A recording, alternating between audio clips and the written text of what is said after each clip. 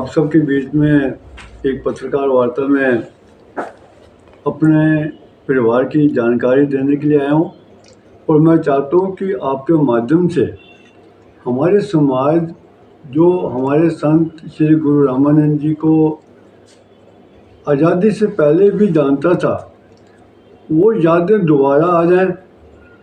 वो उन यादों को जो है अब आमने सामने रूबरू होने का समय आ गया है और उसी की यादों को पूरा करने के लिए ये एक आश्रम का यहाँ निर्माण हो चुका है और उस निर्माण को पूरा करने के लिए आगामी 21 अप्रैल को 9 बजे ये सुंदरा बावली जो एमएस के अंदर है, यहाँ से एक कलश यात्रा निकालेंगे। वो उन मूर्तियों को पूरा सम्मान और पूरा इज्जत और प्रतिष्ठा देते हुए यहाँ से हम लोग उनको उनके जो निवास स्थान है, जो वहाँ आश्रम बना, वहाँ तक पहुँचाएंगे। 22 तारीख को वहाँ मूर्ति स्थापना की पूजा आदि कार्यक्रम चलेगा। 23 तारीख को वहाँ मूर्ति स्थापना होगी। उसके बाद कहते हैं एक भंडारे का कार्यक्रम रखा है, सबको प्रसाद दिया जाएगा।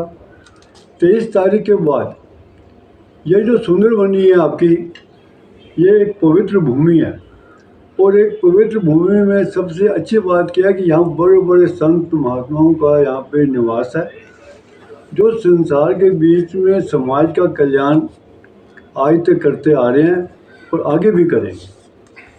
उन महान विभूतियों को भी हम एक निमंत्रण देंगे। जो समय जब वो हमें देंगे तो 23 तारीख के बाद जो जैसा जैसा समय मिलेगा वो एक एक दिन का कार्यक्रम रखेंगे और उसके बाद कार्यक्रम को समापन करेंगे।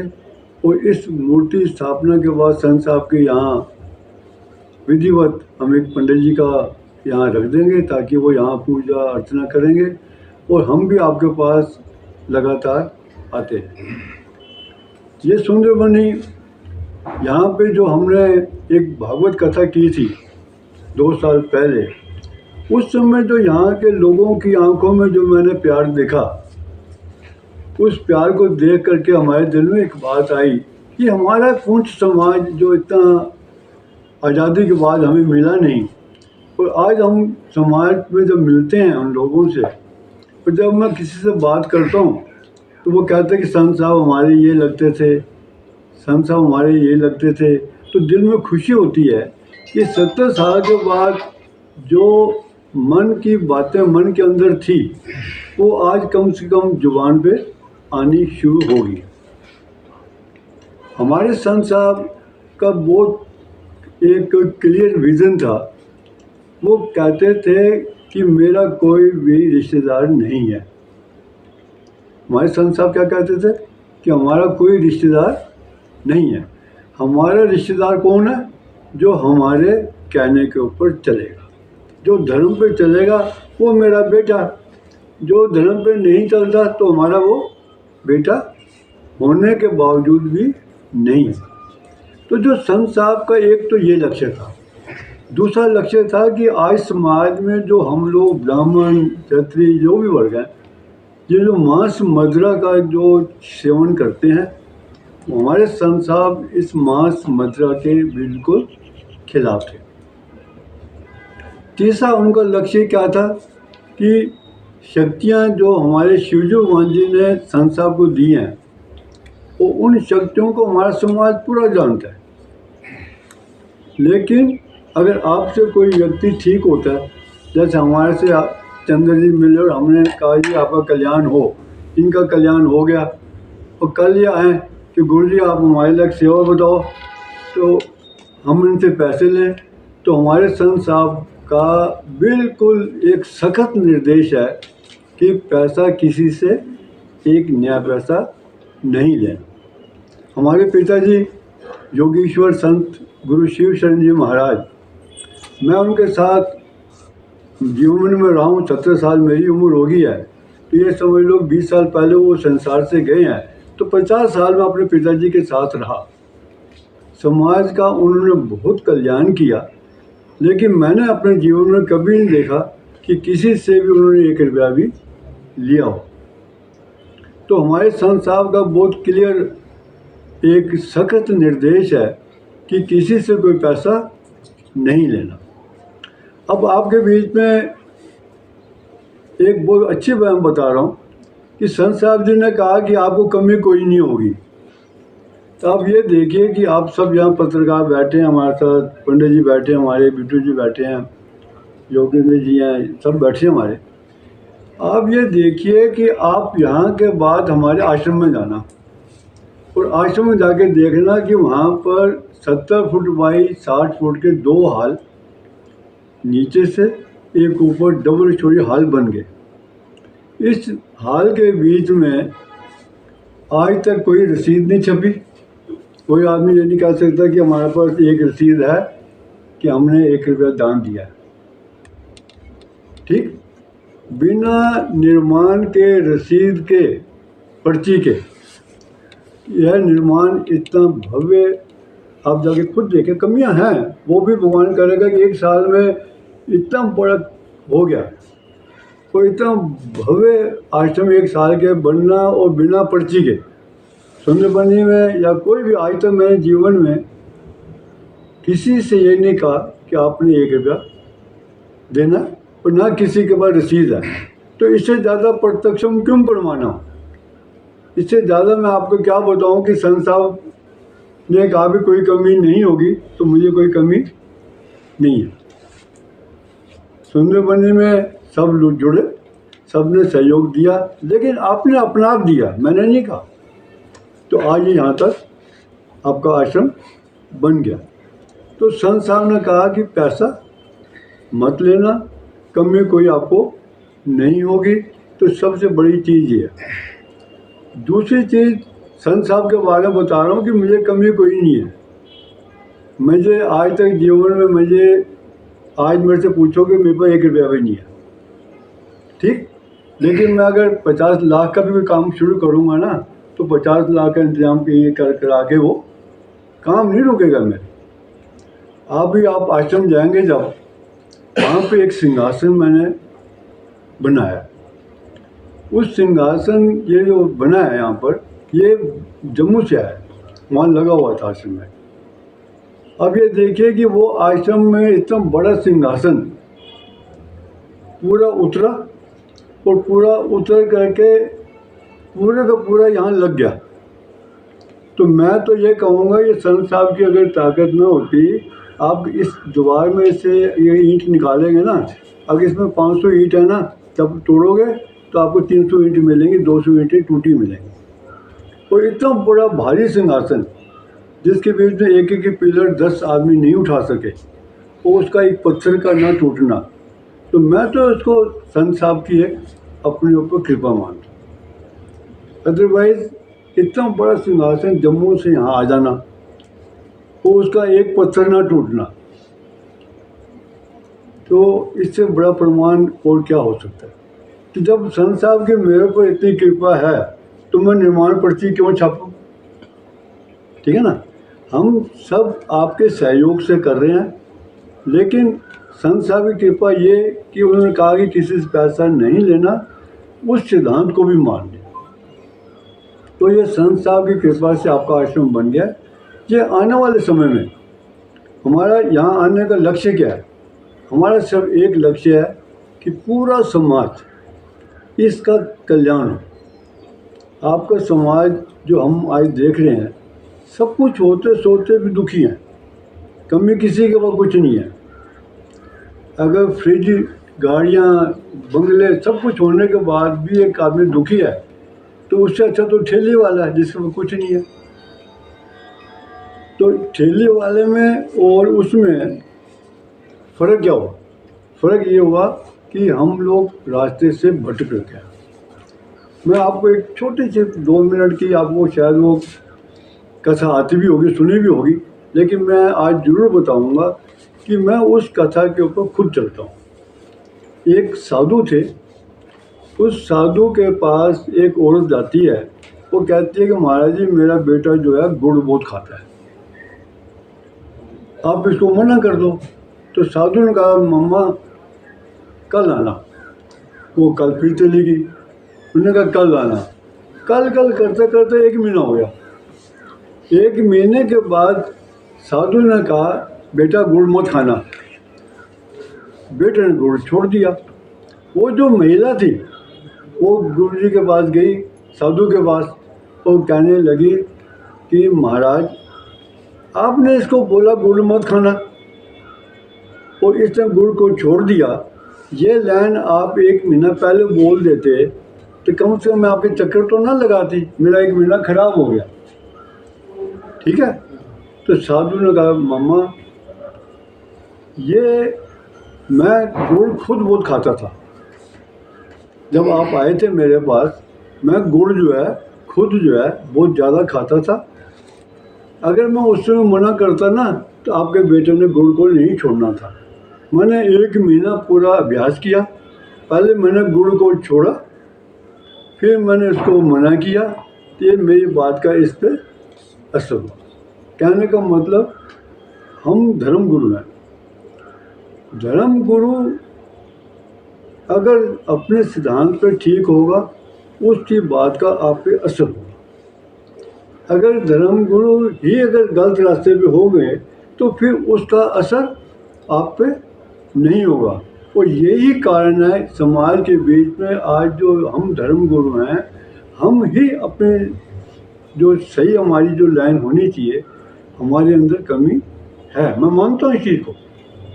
जिस दिन हम धर्म गुरु त्याग की भावना में आ जाएंगे, जिस दिन हम समाज के लिए सोचेंगे, अगर ये पंडित जी समाज के लिए सोच रहे हैं कि कल्याण हो, ये सोचते हैं कल्याण हो, ये सोचते हैं कल्याण हो, तो हमारे आपस में किसी भी प्रकार का मतभेद नहीं होगा। क्यों? हमारा लक्ष्य एक है। तो हम अपने लक्ष्य के लिए यहाँ आए हैं कि हमारा जो समाज है, इस समाज का कैसे कल्याण हो, हम दिशा दे सकते हैं। चलना समाज को। अदरवाइज यहाँ कहते हैं सुंदरबनी में इतनी दूर, और यहाँ घर मेरा देहरादून में है। देहरादून से सुंदरबनी में जाने की क्या ज़रूरत है? देखा जाए लोग सुंदरबनी से तो जाते हैं शहरों में काम करने के लिए या पैसे कमाने के लक्ष्य से। मैं वहाँ से आपके पास क्यों आया? मुझे अगर धन कमाना होता तो मेरे लिए देहरादून जगह बहुत थी जहाँ मैंने पूरा जीवन निकाला हो। हमारा लक्ष्य जब हमने वहाँ काम किया तब भी पैसा कमाने का नहीं रखा। आज आपके बीच में आया हूँ मैं। मेरा सिर्फ एक ही लक्ष्य है, किसी भी प्रकार से हमारा समाज सुखी हो। इतना ही मैं चाहता हूँ कि हमारा समाज का कल्याण हो। और जो जीवन हमें मिला है, ये जीवन हमें रोटी कमाने के लिए नहीं मिला।